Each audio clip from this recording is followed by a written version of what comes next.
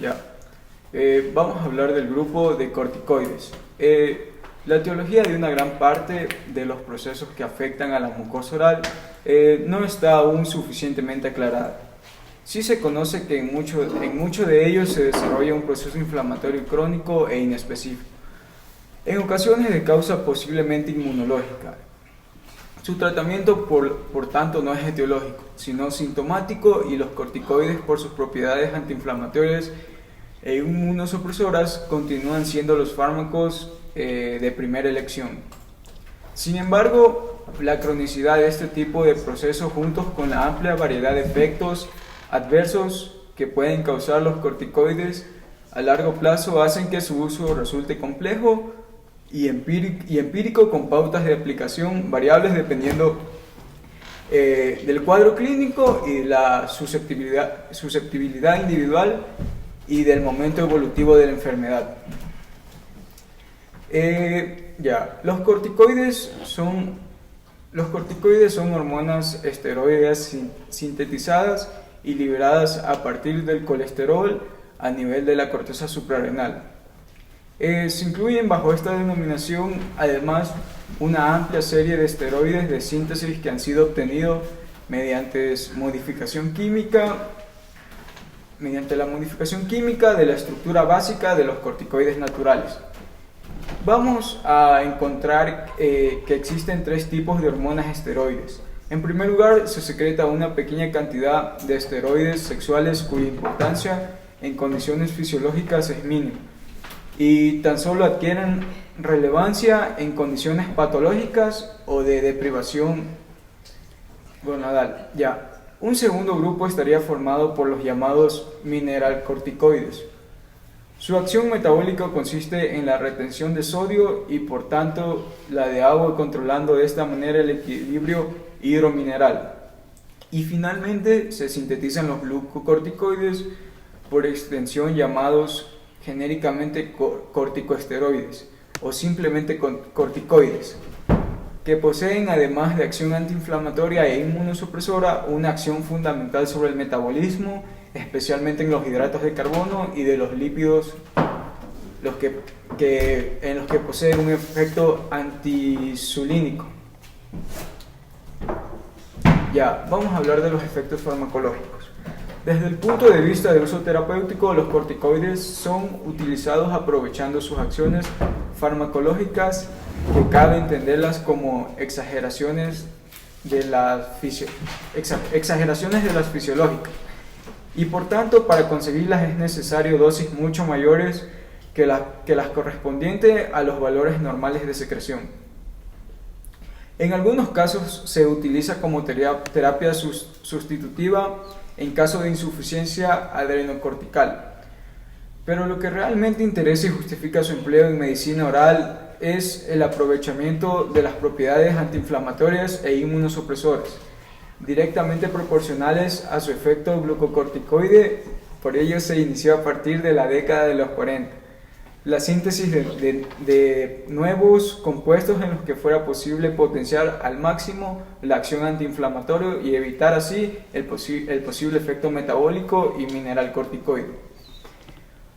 A dosis farmacológicas, los glucocorticoides son potentes inhibidores inespecíficos de la respuesta inflamatoria e inmunosupresora.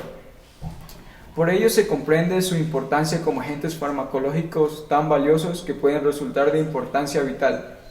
Sin olvidar que su acción es paliativa, no etiológica, suprimen las manifestaciones inflamatorias, pero no hacen desaparecer su puede provocar por un efecto dosis-tiempo, dependiendo obviamente de una insuficiencia suprarrenal secundaria o una serie de efectos adversos debido a la exageración de los propios efectos fisiológicos que van a producir estas hormonas.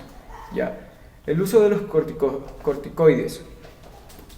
El uso de los corticoides como alternativa terapéutica, incluyendo aquellas enfermedades que cursan con afectación oral, comenzó a generalizarse a partir de la década de los 50. Realizaron un estudio sobre la utilización tópica de la hidrocortisona, suponiendo el mayor avance en dermatología de la época. En la actualidad, aun cuando existen otras alternativas de tratamiento, los corticoides continúan siendo el tratamiento sintomático de elección en la mayoría de las enfermedades vesículoampollosas, de curso crónico e inflamatoria que se desarrollan a nivel oral. El objetivo final del tratamiento es evitar futuros brotes y que tengamos una recurrencia. Si no es posible conseguir esto, al menos intenta reducir la sintomatología, disminuir el tamaño de las lesiones y su duración, y sobre todo aumentar los periodos intercríticos. Los corticoides se pueden emplear de forma local o sistémica, dependiendo del sujeto, la entidad de que se trate y la agresividad de la misma. Sin embargo, debido a la escasez de estudios controlados al respecto, no existe ningún protocolo estandarizado y las combinaciones y posibilidades terapéuticas van a ser múltiples. Vamos a hablar de los corticoides en la vía sistemática. Por los posibles efectos secundarios que pueden derivarse de una terapia esteroidea prolongada o inadecuada, esta vía de administración queda reservada a aquellas situaciones en las que existen lesiones extensas y con importante sintomatología, en aquellos casos que afectan extensas áreas del organismo. En casos en los que el tratamiento local no consigue un resultado satisfactorio, así en entidades como el líquen plano oral, estomatitis aftosa, recidivante o pemfigoide cicatrizal, cuando se cumplen alguna de estas situaciones, se suele emplear prednisona en dosis de 10 miligramos a 100 miligramos diarios. La duración de la terapia varía individualmente y la patología dependiendo de la patología obviamente también van a variar. Las dosis comienzan a reducirse de forma paulatina una vez que se haya logrado una mejoría de entre el 50 a 75%. Una pauta empleada por varios autores es la siguiente: 40 miligramos de prednisona una vez al día a primera hora de la mañana durante los primeros 5 días del tratamiento, que esto iba a servir para controlar el brote. De 10 miligramos a 20 miligramos de prednisona diarios durante las 2 semanas siguientes. La misma pauta a días alternos hasta que se desaparezcan las lesiones o hasta que la sintomatología sea tolerada y pueda controlarse con aplicaciones tópicas de corticoides de moderada potencia. En el caso del lupus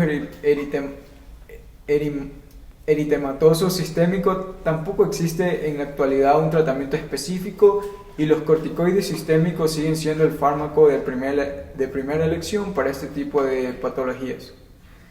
Los corticoides no solo van a controlar todas las manifestaciones inflamatorias de la enfermedad, sino que además restablecen la función de los linfocitos T supresores y hacen disminuir los títulos de todos los anticuerpos presentes en la enfermedad. La prednisolona es el corticoide más utilizado. La dosis oscila dependiendo de la gravedad del caso entre 50 a 120 miligramos diarios y luego van disminuyendo de forma paulatina a lo largo de varias semanas una vez controlado el brote inflamatorio.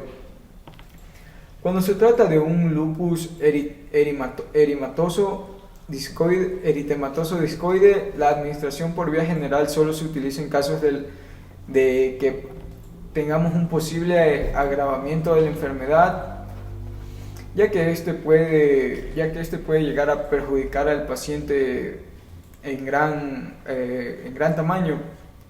Bueno, en el caso del pénfigo vulgar, la estrategia terapéutica debe ser diseñada y controlada por varios especialistas, debido a que se trata de una enfermedad con una grave afectación casi simultáneamente de varias mucosas y de piel.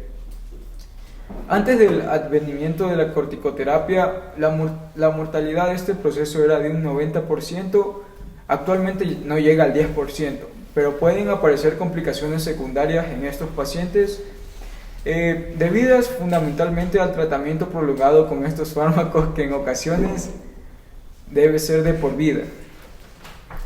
En casos graves de pénfigo con grandes extensiones cutáneas y en la mucosa oral, Una pauta de actuación es el empleo de la prednisona oral en dosis de 150 miligramos por día. Con ello las lesiones suelen empezar a mejorar a los 5 días. Si en este tiempo no se observa dicha mejoría, se elevan las dosis progresivamente, llegando incluso hasta los 360 miligramos por día. Se observa, si se puede observar dicha mejoría, se elevan la dosis progresivamente. Distintos autores consideran que manteniendo esta dosis elevada durante 6 a 10 semanas, las posibilidades de recidiva son menores. Para reducir en parte los efectos secundarios de los corticosteroides, se asocian inmunosupresores como acetioprina de 50 a 100 miligramos al día, de metrotexato o ciclofosfamida. En otros, aunque no hay que olvidar que también pueden incluir sus propios efectos adversos. Una vez que se ha controlado la enfermedad, es posible reducir la dosis de prednisona a 40 miligramos durante una semana, luego a 30 miligramos otra semana y de ahí a 25 miligramos la siguiente semana, y a partir de entonces dosis de 40 miligramos a días alternos mientras el paciente tenga lesiones. La administración de corticoides por vía local puede efectuarse mediante colutorios, pomadas o geles, aerosoles o en forma de infiltraciones perilesionales. La elección de uno u otro vehículo depende de la localización de las lesiones, el número y la severidad de las mismas. En general se emplean los colutorios cuando las lesiones sean múltiples, además de las pomadas y los geles cuando estén más localizadas. En caso de que las lesiones sean de difícil acceso, se pueden utilizar aerosoles, y en aquellas lesiones únicas y resistentes al tratamiento es posible aplicar corticoides mediante infiltraciones perilesionales. Cuando la lesión de la mucosa es una gingivitis descamativa crónica, esta entidad es una manifestación inespecífica de ciertas enfermedades mucocutáneas, como es el líquen plano, pénfigo vulgar, entre otros. Los corticoides tópicos pueden aplicarse en este caso en forma de gel o pomada, mediante una cubeta blanda con reservorio para el mismo a nivel gingival que cubra la encía afectada, ya sea de 2 a 3 veces al día durante 15 a 30 minutos. Cuando se emplea en forma de gel, se busca un vehículo capaz de adherirse a la mucosa oral, para que el principio activo de el mayor tiempo posible en contacto con la mucosa y se prolongue así su efecto. Tradicionalmente se utiliza para tal fin el Orabase, que es una combinación de gelatina, pectina y carboxilmetilcelulosa sódica en un gel de polietileno y aceite mineral. La adhesión a medida de la mucosa de este preparado es de 1,38 horas, significativamente inferior a las otras bases empleadas con el mismo fin como es el Silactin, cuya adhesión media es de 3,92 horas o distintos colipolímeros. O distintos copolímeros desarrollados que según su composición pueden otorgar propiedades bioadhesivas de hasta 12 horas. En ocasiones algunos autores incluyen en las bases algún otro fármaco con un objetivo como la lidocaína al 2%, la benzocaína o antibióticos como la vibramicina. Los fármacos tópicos más utilizados actualmente son los siguientes, como es el acetónido de triamcinolona con concentraciones entre el 0,1% y el 0,3%. Y también está la fluocinonida al 0,05%. También se encuentra el acetónido de fluocinolona en concentraciones entre 0,025 al 0,1%.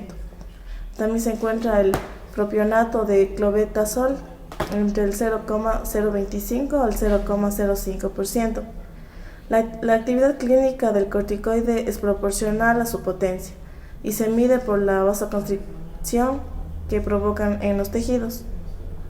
En general, los corticoides más potentes son también los lipofílicos, como los derivados acetónidos, como ejemplo está el acetónido de triamcinolona, y más de los ésteres hidrofílicos, como es el dipropionato de betametasona o el propionato de clobetasol. En teoría, este tipo de corticoides penetra a través del epitelio más fácilmente.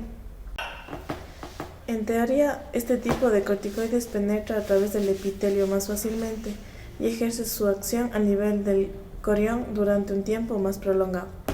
En general, se recomienda aplicar el corticoide de 3 a 5 veces al día después de las comidas. Durante la hora siguiente, evitar cualquier tipo de ingesta.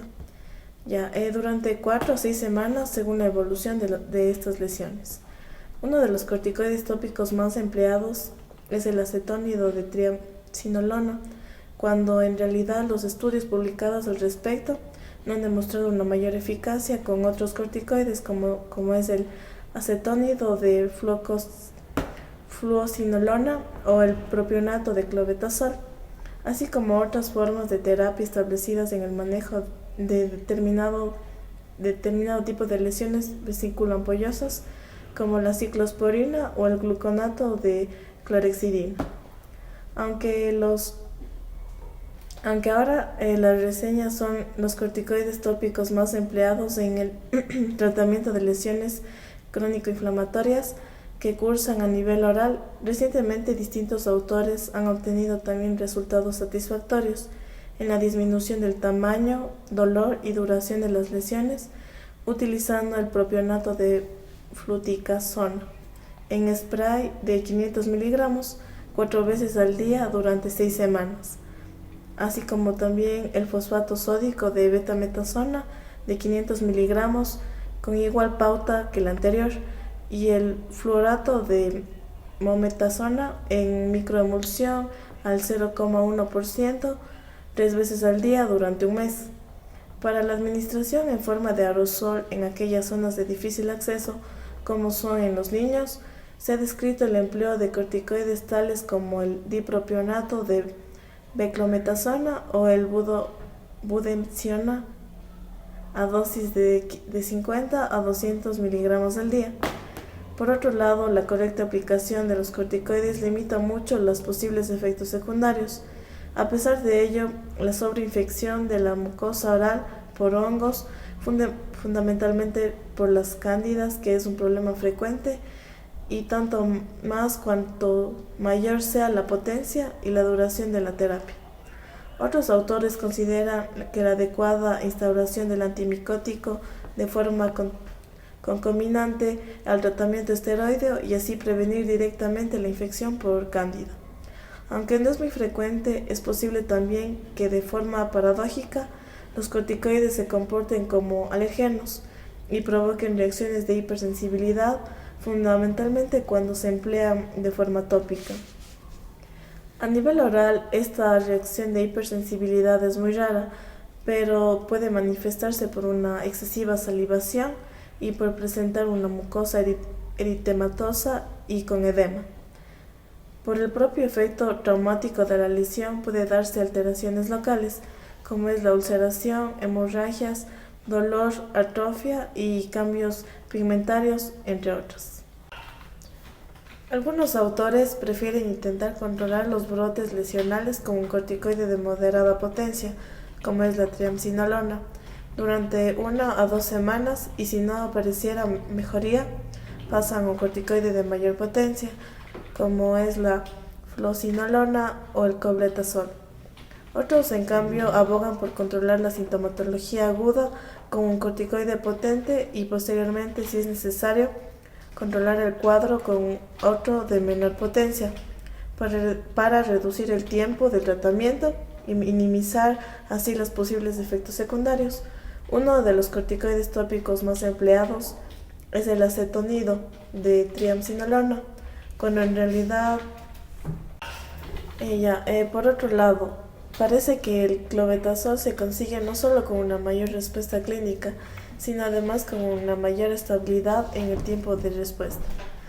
Se observa que dicha estabilidad es del 65% a los 12 meses del tratamiento, mientras que con la fluocinadina no supera el 22%, tal y como se muestran los estudios realizados por los diferentes autores, y con la triamcinolona es inferior al 6%, aunque los reseñados son los corticoides tópicos más empleados en el tratamiento de lesiones crónico-inflamatorias que cursan.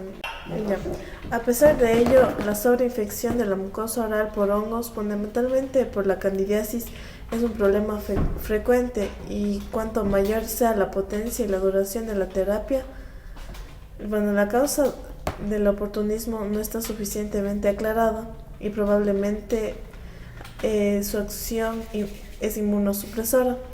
Aquí intervienen otros factores que favorecen el crecimiento y la patogenicidad de estos microorganismos, tales como el incremento de la glucosa en la saliva y como consecuencia de la disminución del pH salival. Con la aplicación de corticoides tópicos, distintos autores refieren un porcentaje de candidiasis secundaria entre el 13 y el 36%. Fácilmente reversible con la aplicación de antimicóticos tópicos como es la nistatina o el miconazol una vez al día. Otros autores consideran adecuada la instauración del antimicótico de forma contaminante al tratamiento esteroideo y así prevenir discretamente la infección por cándida. Aunque no es muy frecuente, tenemos los tipos de corticoides, que son los corticoides inhalados. Estos sobre todo se utilizan en casos de asma o de enfermedades pulmonares obstructivas crónicas, aunque también se usan de forma puntual en algunos casos de bronquitis agudas, pero en estos dos primeros ejemplos son más largos, a largo plazo y con un seguimiento médico activo. También tenemos los corticoides tópicos, que estos se usan en dermatitis atópicas o psoriasis, con algunos de los ejemplos de uso de los corticoides en forma de crema. Por otra parte, en algunas ocasiones se usan también en casos de inflamaciones locales. También tenemos los corticoides orales. Los corticoides se usan de forma en comprimidos o pastillas. También se pueden usar en enfermedades inflamatorias o incluso en algunos tipos de dolores crónicos como es la artrosis o las lumbalgias, aunque en estos últimos casos los tratamientos son cortos y en pautas descendentes. También tenemos los corticoides inyectables o por vía parenteral o intramuscular. En este caso hablamos de los corticoides endovenosos o los intramusculares. Los primeros se usan en algunas enfermedades sistémicas de tipo autoinmune, y los corticoides intramusculares suelen reservarse para dolores articulares. Entre los corticoides más conocidos se figuran la prednisona, la hidrocortisona, la betametasona, la beclometasona, entre otros, siendo numerosos los procesos patológicos para cuyo tratamiento se utiliza. De estas también se utilizan en enfermedades respiratorias como son el asma, enfermedades dermatológicas como alergias, dermatitis, entre otras. También en enfermedades oftalmológicas como es la conjuntivitis y en alergias. También tenemos en enfermedades renales como es el síndrome nefrotóxico. También en trasplante de órganos, en lesiones inflamatorias musculares, en tratamientos oncológicos paliativos, también en inhaladores, tratamiento oral, ahí se usan los comprimidos, jarabes o gotas. En el tópico se pueden usar en pomadas y cremas dérmicas, como gotas oftálmicas y óticas. También existe el spray nasal e inyectables, que son vía intravenosa o vía intramuscular. Los antihistamínicos. Los antihistamínicos son los fármacos más empleados en el tratamiento de las enfermedades alérgicas. Están entre los medicamentos más prescritos a la población general. y muchos de ellos pueden adquirirse además sin receta médica. Se trata de un grupo de fármacos cuya característica común es la de inhibir los efectos de la histamina.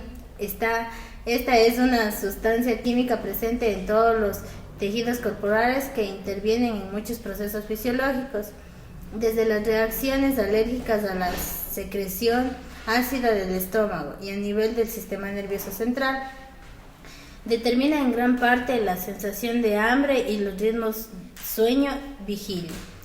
Para ello, la histamina actúa a través de 4 tipos distintos de receptores: la H1, H2, H3 y H4.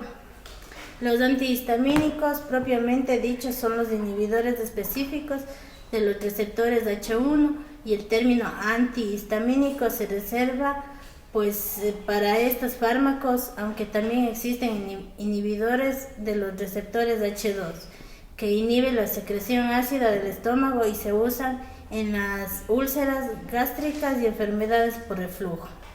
Los antihistamínicos se emplean en el tratamiento sintomático de enfermedades alérgicas como las rinitis y urticarias, agudos o crónicos, y en el control del picor y del rascado de...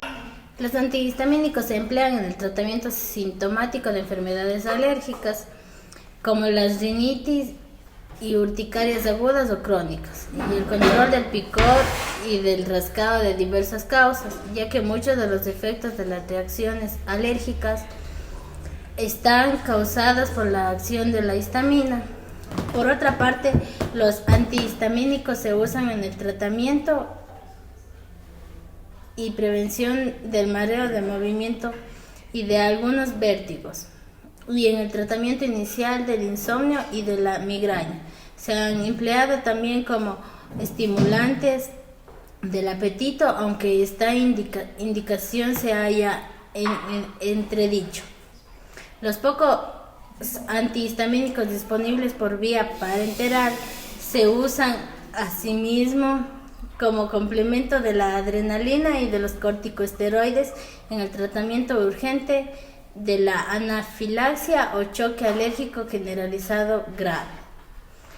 Los antihistamínicos suelen clasificarse en 6 grupos químicos, pero desde el punto de vista clínico se clasifican en antihistamínicos clásicos o de primera generación y antihistamínicos no sedantes o de segunda generación. Los antihistamínicos clásicos o de primera generación son fármacos que penetran bien en el sistema nervioso central y son poco selectivos en sus acciones. Por todo ello causan diversos efectos indeseables como sedación, somnolencia, aumento del apetito y efectos anticolinérgicos. Que estos se da en la sequedad de boca, visión borrosa, estreñimiento o retención de orina. Algunos de estos efectos también se han utilizado con fines terapéuticos, como sus acciones de inhibición del vómito y el mareo, o la acción de secar las mucosas para aliviar el goteo nasal. Por lo general, los antihistamínicos clásicos se transforman rápidamente en el hígado en derivados inactivos, por lo que es necesario tomarlos 3 o 4 veces al día. Estos se utilizan en todas las indicaciones comentadas antes y forman parte de una legión de compuestos anticatarrales de venta con y sin receta. Desde hace 70 años, algunos de ellos pueden usarse igualmente por vía parenteral, como intramuscular o intravenosa, lo que fomenta su empleo en la urticaria y otras reacciones alérgicas agudas. Los antihistamínicos no sedantes o de segunda generación actúan más selectivamente sobre los receptores H1 y penetran menos en el sistema nervioso central, por lo que se consideran más seguros desde el punto de vista del rendimiento laboral y escolar. la conducción de vehículos y otras actividades diarias que dependen del grado de somnolencia y lasitud. Además presentan en general menos interacciones medicamentosas que los fármacos clásicos. Por otra parte, sus características farmacológicas permiten en la mayor parte de los casos su uso en dosis única diaria. Los antihistamínicos de segunda generación se emplean sobre todo en la rinoconjuntivitis alérgica y en la urticaria aguda y crónica, aunque solo como tratamiento de mantenimiento, ya que existen en comprimidos, gotas o jarabes, en aerosoles nasales y en colirio, pero carecen de presentaciones por vía intramuscular o intravenosa. Los antihistamínicos de primera generación más usados son la difenhidramina, que es empleada como hipnótico y como antihistamínico, y su derivado, el dimenhidrinato, usado sobre todo en el mareo del movimiento, la clorfeniramina. Los antihistamínicos de primera generación más usados son la difenhidramina como hipnótico y como antihistamínico, y su derivado, el dimehidrinato, usado sobre todo en el mareo del movimiento, la clorfeniramina y su análogo, la declofeniramina, que es prácticamente el único antihistamínico utilizado por vía parenteral, intramuscular o intravenosa. La clemastina, la hidroxicina, también empleada como hipnótico y como antihistamínico. La azatadina, la ciproheptadina y el ketotifeno. Hay muchos más antihistamínicos clásicos que en su mayoría forman parte de compuestos anticatarrales de venta libre.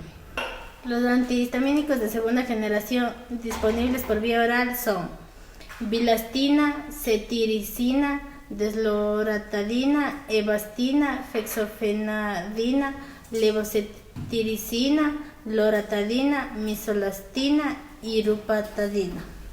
Por otra parte, existen varios antihistamínicos de segunda generación activos por vía tópica en colirios o aerosoles nasales como acelastina, emedastina, epinastina, levocabastina u olopalatina. Todos los antihistamínicos comparten sus mecanismos de acción y presentan una eficacia más o menos similar sobre los síntomas alérgicos, pero se trata de un grupo heterogéneo de medicamentos con distintas características farmacológicas, metabólicas, efectos secundarios y perfil de interacción. Aunque en general los antihistamínicos de segunda generación producen menos efectos indeseables, no deja de haber importantes diferencias entre ellos en cuanto a sus efectos sobre el sueño y el rendimiento psicomotor. Los antihistamínicos se emplean en el tratamiento sintomático de enfermedades alérgicas como la rinitis y el control del picor y rascado de diversas causas. Todos los antihistamínicos actúan uniéndose a los receptores H1 de la histamina, pero sin activarlos, sino estabilizándolos en su forma inactiva durante horas. Con ello se logra que la histamina se produzca sus efectos a nivel de la piel y de la mucosa respiratoria. Además, algunos nuevos antihistamínicos cuentan con ciertas propiedades antiinflamatorias que frenan hasta cierto punto el desarrollo de las reacciones alérgicas, aunque es dudoso en qué grado influyen estas propiedades en su efecto terapéutico final. En cualquier caso, es importante suspender la toma de antihistamínicos varios días antes de someterse a pruebas cutáneas de alergia, ya que por su propio efecto negativizan los resultados. Los antihistamínicos son un tratamiento sintomático, es decir, consiguen contrarrestar los síntomas de las enfermedades alérgicas, como el picor y el enrojecimiento de la piel. pero no se consideran que curen las enfermedades. Por ello parece algo lógico formarlos a demanda en función de los síntomas alérgicos. Sin embargo, muchas enfermedades alérgicas como la rinitis pueden ser muy persistentes en el tiempo y beneficiarse del tratamiento continuo durante varios meses. Y las citadas propiedades antiinflamatorias de los antihistamínicos pueden contribuir además a la prevención del desarrollo de nuevos síntomas en muchas enfermedades alérgicas. Por todo ello, la decisión de un tratamiento continuo o demanda con antihistamínicos dependerá siempre del médico que los prescriba en función de cada paciente. Los tratamientos con medicamentos son de mucho cuidado. Los medios de hoy deben asumir con mucha responsabilidad las fórmulas que dan a sus pacientes e incluso deben seguir las indicaciones con mucha responsabilidad. En el caso del tratamiento con corticoides, que aunque tienen múltiples beneficios, también tienen algunos efectos adversos de los que hablaremos. La histamina es una amina primaria derivada del imidazol que se encuentra ampliamente distribuida en las mucosas del tracto gastrointestinal y respiratorio, así como en la piel. La mayor fuente de histamina en el cuerpo humano son los mastocitos tisulares. Su nombre deriva de la palabra griega histos, que significa tejido. Esta se almacena en forma inactiva dentro de los gránulos basófilos de los mastocitos tisulares y leucocitos circulantes. En respuestas a ciertos estímulos como un daño epitelial producido por toxinas, estas células liberan histamina, que inmediatamente produce la dilatación de los vasos sanguíneos y provoca edema por extravasación de líquidos y proteínas plasmáticas. Es evidente, por lo tanto, el papel de la histamina en la respuesta inmunitaria y en la inflamación. La investigación y evolución.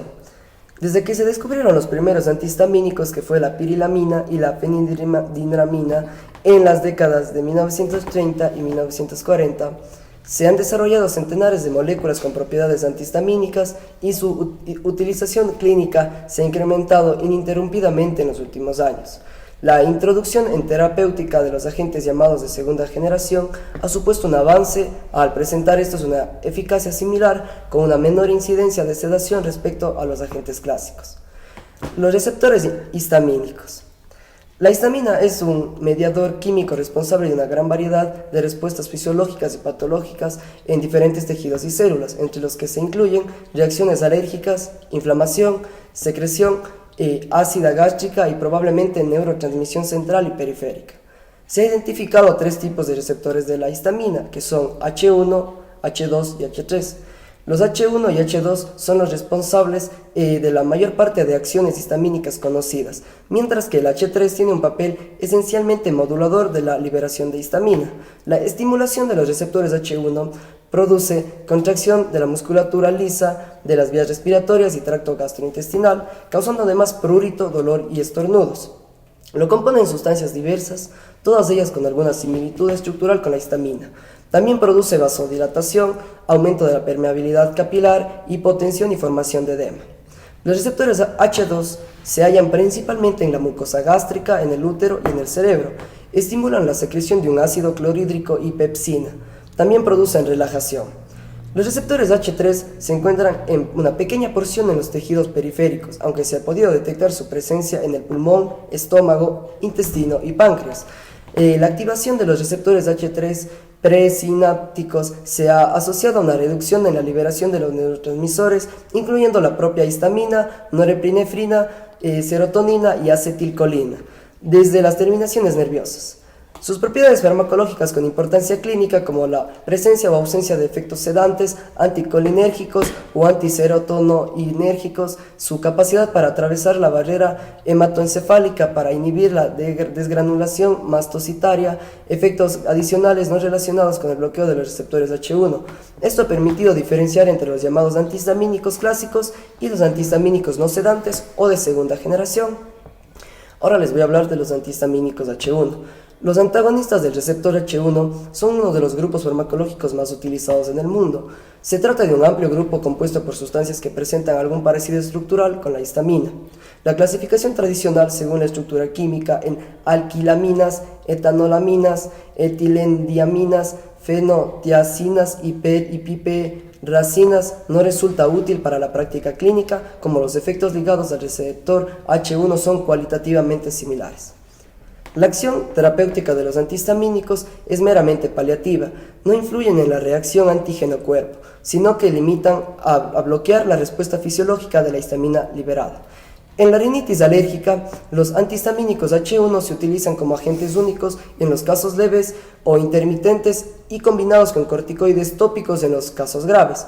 En ocasiones, a criterio del pediatra, los antihistamínicos H1 se utilizan por su efecto sedante sobre el sistema nervioso central, por ejemplo, en niños pequeños a la hora de acostarse.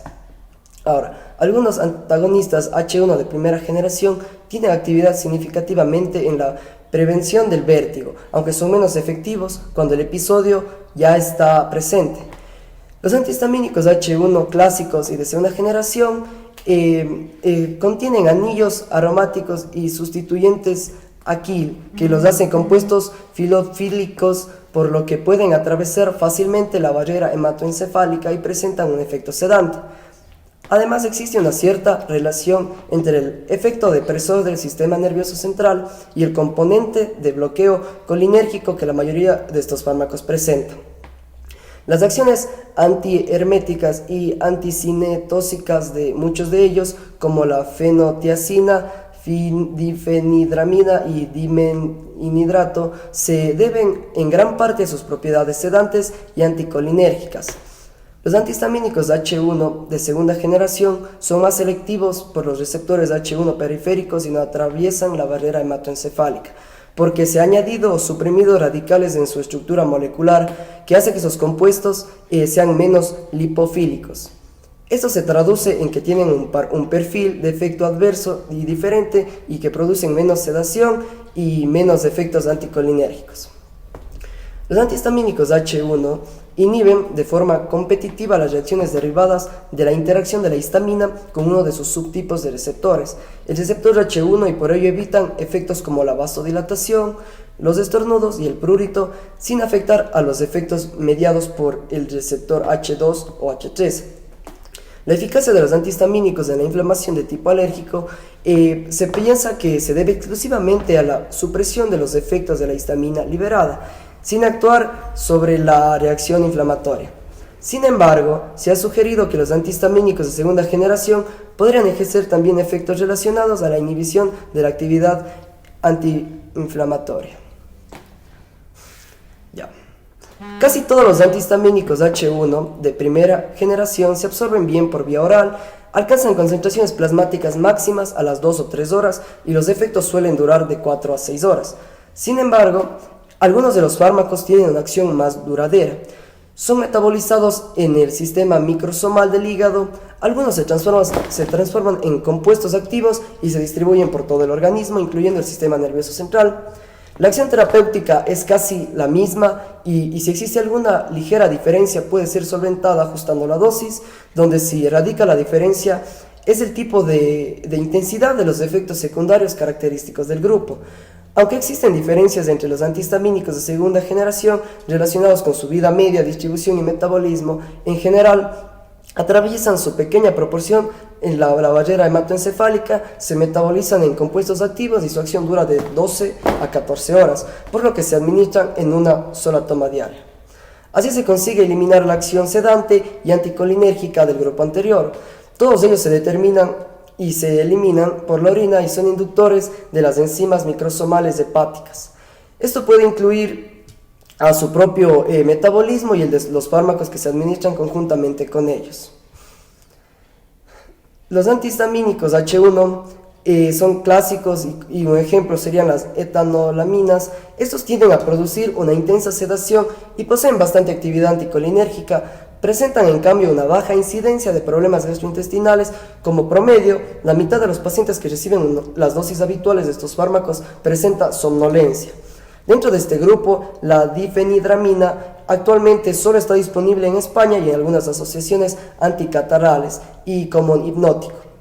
Su derivado, el dimehidrato, se emplea como anticinetóxico. Además, su forma de presentación son comprimidos que son administrados media hora antes del viaje. También se encuentran comercializados en forma de chicles, que deben masticarse durante 5 a 10 minutos sin tragarse, para la prevención de la cinetosis.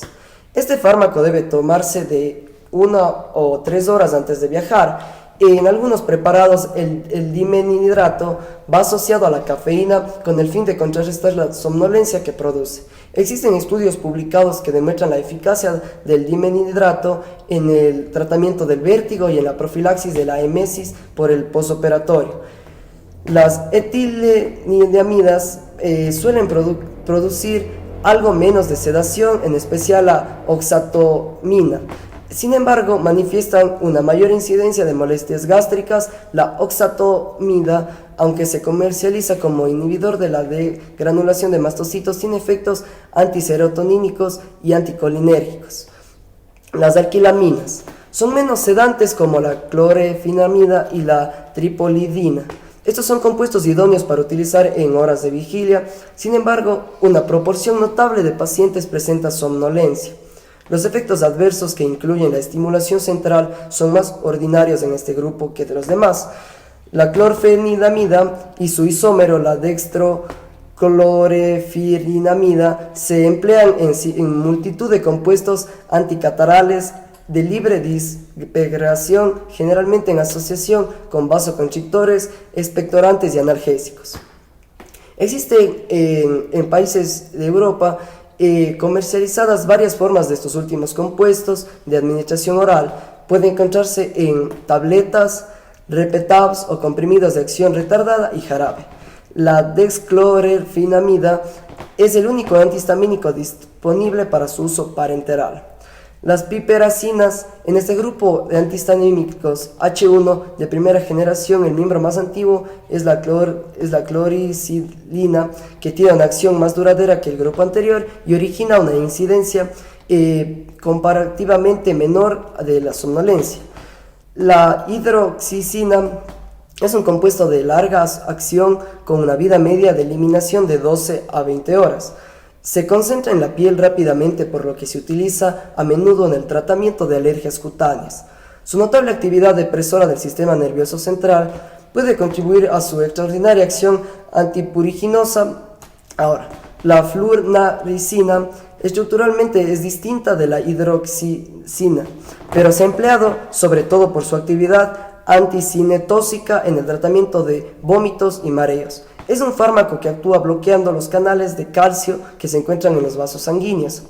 Esto impide la contracción de la musculatura de los vasos, produciendo vasodilatación, y está indicada en la profilaxis de la migraña en pacientes con ataques severos y frecuentes que no corresponden adecuadamente a sus tratamientos y o los cuales estos efectos secundarios sean incapacitantes. También se utiliza en el tratamiento sintomático del vértigo vestibular debido a alteraciones funcionales diagnosticadas del sistema vestibular. Las fenotiacinas, casi todos los compuestos correspondientes a este grupo, son antagonistas de receptores H1 y también poseen una notable actividad anticolinérgica. La prometacina, que genera evidentes efectos sedantes, y sus conérgenes se utilizan más bien por sus acciones antiherméticas. La mequitacina es un derivado fenotiacínico de larga acción que tiene una mayor afinidad por los receptores H1 periféricos que por los centrales. Carece de acción sedante a dosis bajas, pero puede tenerla a dosis más altas. Sus efectos adversos son superonibles a los de las fenotiacinas clásicas. Las piperidinas, en este grupo de antihistamínicos H1 de primera generación, la ciproheptadina tiene una peculiaridad que posee una actividad antihistamínica y antiserotonínica. Debido a esta última acción, produce un incremento de la actividad antihistamínica. Bueno, tenemos los corticoides. Tenemos que desde hace décadas son masivamente empleados por los más diversos especialistas, ya que son altamente eficaces y producen beneficios bien conocidos en numerosas situaciones clínicas, ¿verdad? Sin embargo, muchos de los usos de corticoides son empíricos, sin que se haya estudiado su mecanismo de acción, tenemos que la dosis eficaz o su eficacia clínica en muchas ocasiones se ha comprobado mediante ensayos clínicos en lo que el fármaco carecía de la eficacia que originalmente se le atribuye en el tratamiento de enfermedades en las que se han empleado de forma habitual, ¿verdad? Entonces tenemos que este hecho tiene una notable importancia, dados los abundantes y graves efectos secundarios que produce la corticoterapia y que por otro lado muchas veces no se tiene en cuenta. Tenemos que como síntesis de hormonas, tenemos que los esteroides de origen suprarrenal son sintetizados a partir del colesterol. Tenemos que existen 3 vías independientes que generan mineralcorticoides, que es lo que se llama actualmente aldosterona. Tenemos las glucocorticoides, que es el cortisol obviamente, y hormonas sexuales, lo que es la testosterona. Tenemos la secreción normal de la hormona corticotropa hipofisiaria y por tanto de los glucocorticoides.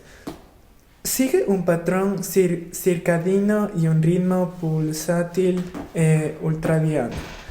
Tenemos que son reguladores potentes que drenan el ciclo, ya sea en el día o en la noche. Tenemos que hay sistemas de regulación independientes para los pulsos y para lo que es el circadiano. Las alteraciones en el ritmo circadiano se han asociado a diversos procesos patológicos, como enfermedades cardiovasculares, hipertensión, el síndrome metabólico, desórdenes gastrointestinales y trastornos afectivos o cáncer.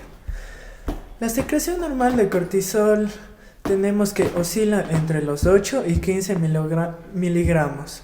Entonces, la glándula suprarrenal producirá alrededor de 151 gramos de aldosterona diarios, mientras que la síntesis de corticosterona asciende a 2 miligramos día.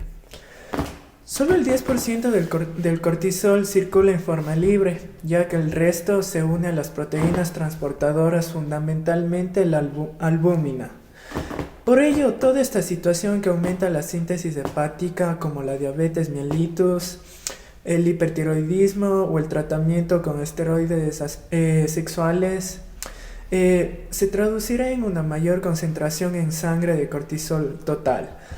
Por el contrario, valores bajos de CBG se pueden encontrar en situaciones como enfermedad hepática, síndrome nefrótico, mieloma y mieloma múltiple.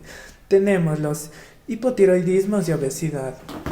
La corticosterona circula en la sangre a una concentración de 10 a 20 veces menor que el cortisol. En la vida media del cortisol circulante varía entre 70 y 120 minutos. También tenemos que el cortisol se oxida para convertirse en cortisona por la acción de la enzima hidroxisteroide y la deshidrogenasa, aunque también esta se encuentra en hueso y placenta. Tenemos que la reacción inversa, o sea, que es la reducción de cortisona para formar cortisol, tiene un lugar de modo preponderante en el hígado por acción de la 11-BHSD de tipo 1. Si bien es cierto, también tenemos una actividad importante en cerebro, colon, piel, lo que es la epidermis y hueso, en donde su expresión es mayor que la tipo 2. Entonces tenemos que por lo tanto la actividad de esta enzima varía notablemente entre los diferentes tejidos y que existe además susceptibilidad individual. Tenemos que estas reacciones de oxidación, reducción, son de una importancia capital, o sea, mucha, porque la cortisona es un corticoide sin actividad biológica. Aunque la glándula suprarrenal puede secretar cortisona, la hormona circulante proviene fundamentalmente de la acción oxidativa de la 11-BHSD2.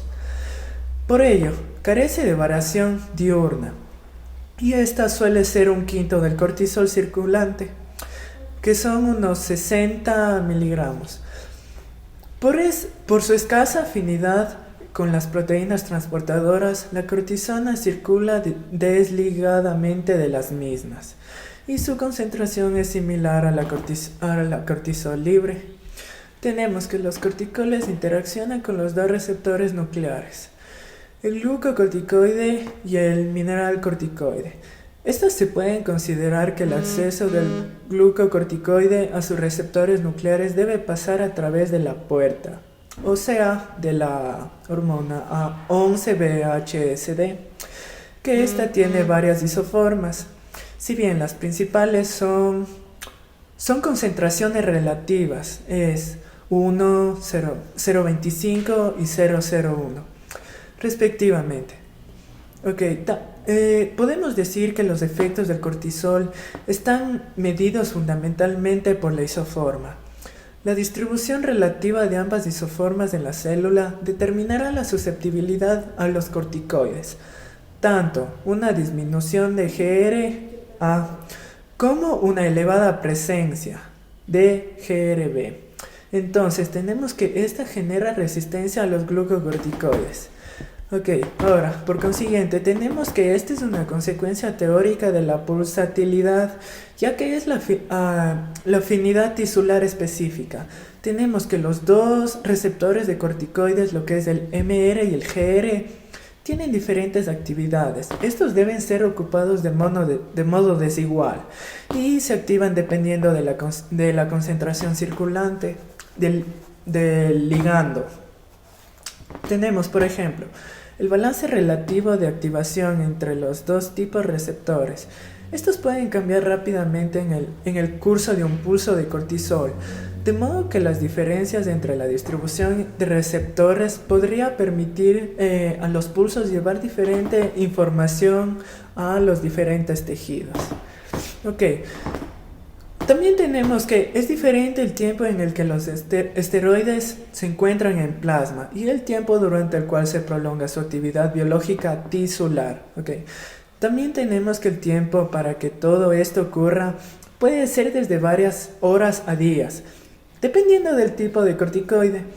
Como se ha indicado, la vida media del cortisol circulante varía entre 70 y 120 minutos posteriormente, pero su acción en los tejidos se prolonga durante unas 8 a 12 horas. Entonces tenemos que, aunque el plasma no se detecta cortisol, su acción tisular puede estar ejerciéndose. No obstante, a veces hay escasas diferencias entre la vida media plasmática de diferentes corticoides, mientras que su acción biológica puede variar ampliamente. Tenemos que la decisión de tratar con corticoides es administrar corticoides a un paciente. Primero se debe evaluar varios aspectos. En primer lugar, se debe identificar bien cuáles son los objetivos del tratamiento.